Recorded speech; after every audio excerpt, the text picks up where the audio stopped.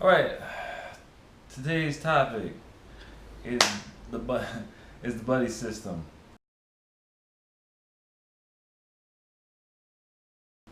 Um, I'm Miguel. This is Biko, I'm his buddy.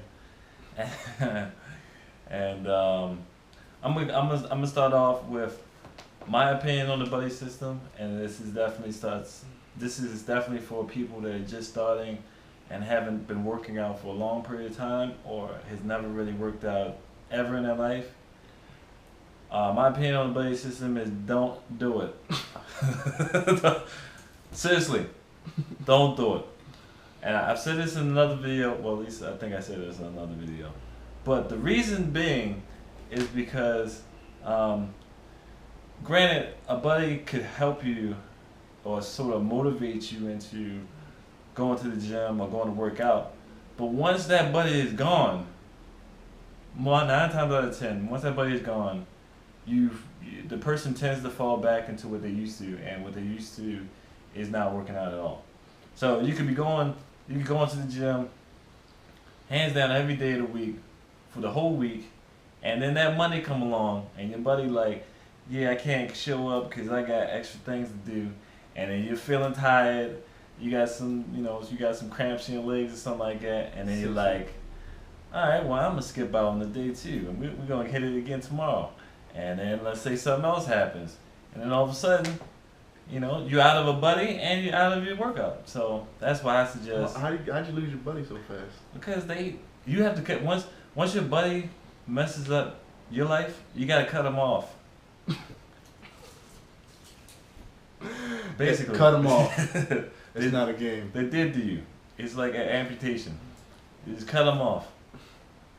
But yeah, seriously though, that's my opinion on it. Now, as far as, let's say you've been working out for a while, you already picked up your own habit of working out.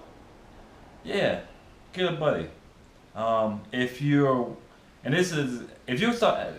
me change what I first said. If you're starting off, you never really worked out before, and you get a buddy like somebody like Biko, who's personal trainer, this is what they love to do and they do it all the time, then of course they're gonna always basically be at the gym, and then it's easier for you to always go. But if they're like you, they're just starting off something like that, and it's a big no-no. Well, starting off two rookies? Two rookies, it rarely works out. Rarely works out. It probably doesn't work out a lot of times, but I mean, it can work out. It's It just depends on the level of motivation and commitment between the two people. If both the rookies are on the same level, just we gonna do this, then the chances of them waning are pretty slim. But I definitely agree with you though. I mean, like, as far as having a buddy starting out, you are kind of likely to, if they don't keep up with you, you may just kind of fall off the wagon and just kind of just say screw it.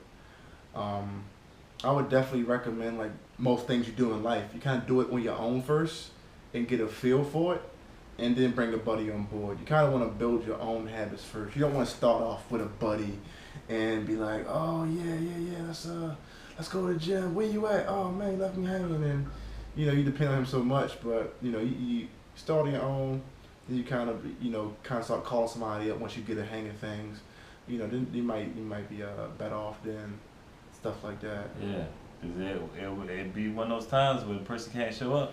And if you're already used to working out on your own and they say I can't show up, you're just going to be like, all right, I'm going to work out on my own.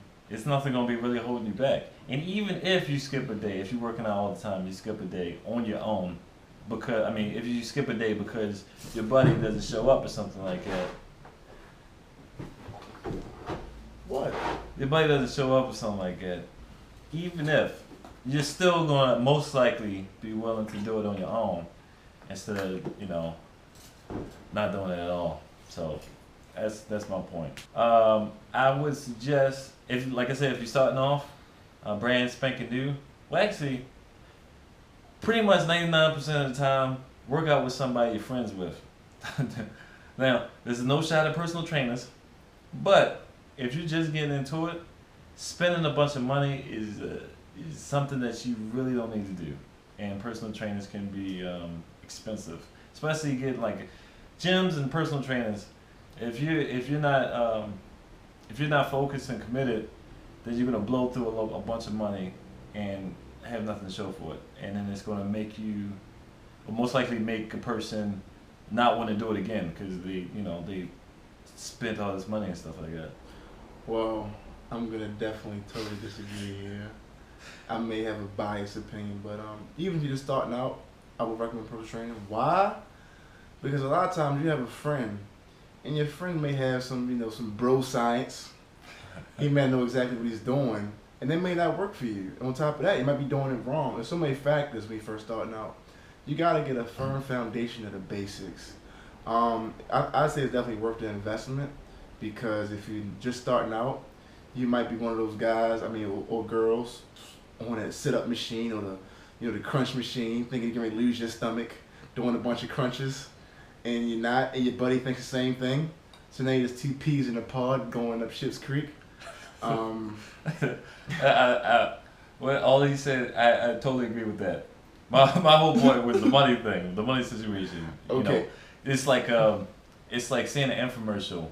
You want to lose weight. You see this infomercial that says, get this ab rocker, and you're gonna lose 50 pounds, and they show the guys and the girls all cut up and stuff like that. And then you go out and get that what's it like, $30, $40 for it, plus shipping and handling. And then you do it for about 2 weeks and you don't see nothing, and you're like, oh, I just blew $50. Now I'm back to eating ice cream all the time. So that was my point. But he's exactly right, because the personal trainer, a good personal trainer, will know not to just say, just do this routine, because everybody's physical fitness isn't the same, and they're going to need different types of routines to get themselves into better shape. And a personal trainer would know what to do. If you get injured, a personal trainer should know how to help with that injury and rehabilitate you. They'll be more patient probably than your friends. They should have more knowledge of what types of exercises will work, and all that. So yeah, I agree with that, definitely. So spotting. This is a good one. First thing I think of is I don't want your nuts in my face when I'm doing my bench press. What type of crotch in the face? You need to back that crotch up. And this happened way too many times. If your crotch stinks, you need to make sure you're a clean buddy. I don't want to smell your buddies while I'm working out. I've smelled buddies before getting a spot. I smell my own buddies. So. Yeah, spotting is something that everybody thinks they can do, but few people actually know how to do it well enough. So there's a problem with proximity. that's one thing you just talked about. Proximity when you're spotting, it's being able to notice when your friend needs a spot. So you don't always have to have your hand on the bar or something like that while you're spotting. So you got to know when the person needs it. You got to have good positioning, not just for proximity, but positioning so that when the weight is down and they need help picking it up, you'll have enough leverage to pick it up. Because some people will be in the wrong position, and you be struggling, and they be struggling, and you got to dump the weight or something like that. So that's another thing. And what else? And also, here's a good one. Spotting also is letting your friend know that they're about to go overboard and you need to chill out. That's a good spotter too. Like, they could see that's way too much weight for you. You're already tired. Yeah. You need to pump your brakes. That's true. That's definitely true. You got some people that go too hard. But yeah. You gotta know to chill out. Other than that, you just got, one important thing too, like he was saying, just knowing when to help and know how much help to give. If somebody's struggling, don't yank the ball up like he's like some kind of emergency. Give him a little help.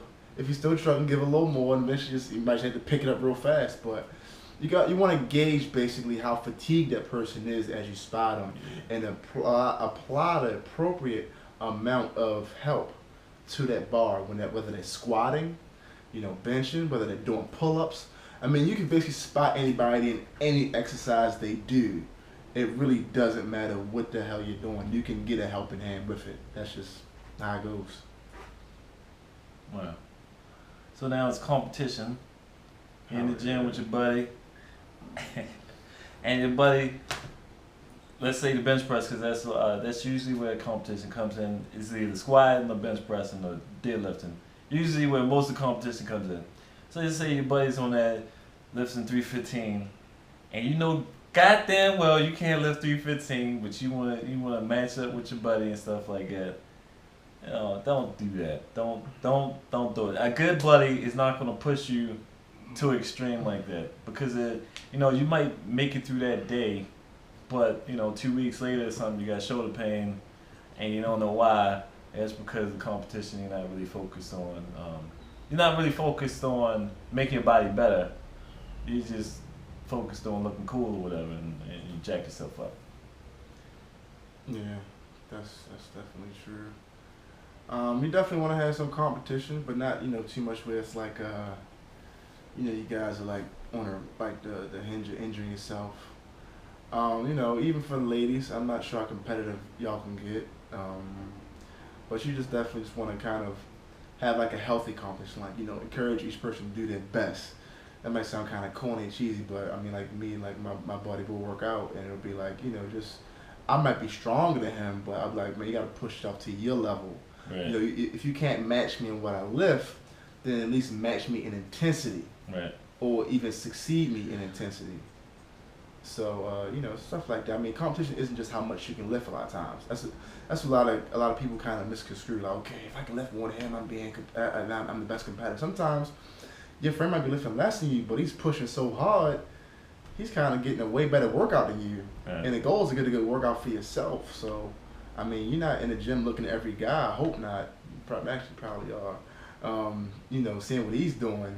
You gotta do what you gotta do on that machine or piece of equipment or barbell, dumbbell, whatever, CrossFit, rubber tubing band, whatever. Whatever it is. Whatever it is. Yeah. Maintaining a buddy. I don't know what to say about this. I guess the best way to maintain a buddy is to actually show up. Respect the time. Respect the time. Show up. Always be helpful, especially when it comes to spotting. Don't be open your phone. Yeah. Skill level, which is another important thing. When you're picking out your buddy, try to have someone either around your skill level or just a little higher than your skill level for as far as like if you want to be in competition with them. Basically, if you like being in competition with your buddy, you want to have somebody near your skill level or a little higher. If you have somebody super advanced, let's say you never worked out in 10 years and this person has been going to the gym every day for 10 years and they're like an Olympic lifter or something like that, and then you try to compete with that, it's not going to really work out too well. And it most likely will discourage you from being in the gym in the first place because you can't keep up or whatever. So, and that's another thing. If you have a buddy that is skill level higher than you and they don't realize that and they're just trying to push you to their level, then that's probably not a good buddy for you. Buddy. Yeah, I agree to an extent. I would say that, it's not the skill level that really matters, just because, you can have a guy that doesn't know as much as you, but you can teach him something. You can have a guy that knows more than you and he can show you something. It's not really the skill level, I'd say it's just a matter of just kind of being on the same page as far as what you're doing. That kind of helps. Like if you're working out with somebody trying to lose weight and you're trying to gain weight, I mean, well, even that can kind of work side by side. You just gotta just kind of adjust certain things. That guy might be lifting heavier. This guy might be doing more reps. I guess in a sense it doesn't really matter. I mean, as long as you enjoy that person's company or you enjoy working out with them, I think it probably trumps everything ultimately. It doesn't matter what the hell their goals are. I mean, unless they have no desire to work their legs or work their back or whatever the hell, then in that case yeah, don't work out with that guy. The guy doesn't want to do any leg work, you know, let him go sit at the bench all day. And you gotta find somebody that wants to do leg work. Man. Yeah, because I'm definitely, most guys don't. When you need a buddy, and that's a simple one. I mean, I say you need a buddy basically when you're kind of dragging your ass and you're not really pushing yourself like you know you should be. You know, you're not focusing your workout. You might want to work out with a buddy and kind of have him, you know, get you back on par or better yet, above par. You know, stuff like that. That's definitely one thing I can think of off top. I think when you need a buddy is when you need some variation in your routine. So what I like to do is if I'm going to somebody else's gym, I do their routine. Whatever they're gonna go do, I do that instead of trying to go to the gym and constantly go to the gym and do whatever I do. And my workout routines is usually a lot different from the person that I go to the gym with, to their gym. So then I get I don't know what it's called, but Stimulus? I get a different stimulation to my muscles, because of the different routines and how how the workout is mixed up. And also, you definitely need a buddy when you feel like you're going to lift a whole lot, because you don't want to be unless you're actually judging yourself really well and you know that you're not going to be able to lift past a certain amount, so you just stop. But with the buddy, you can have a spotter, and then you can lift past that point, and while being safe. So that would be my two. Sure, lift some heavy ass weight, you might need a buddy. But you can kind of generally get somebody to spot you, but Depending on the gym. Depending on the gym, though, I'm not really the kind of guy that likes to have random people spot me. I don't know you. I don't want your nuts near me. I don't really want you breathing down my neck while I'm squatting. That kind of stuff throws off my concentration. Some random guy comes over that smell like potpourri, and he's breathing, you know, on the nape of my neck.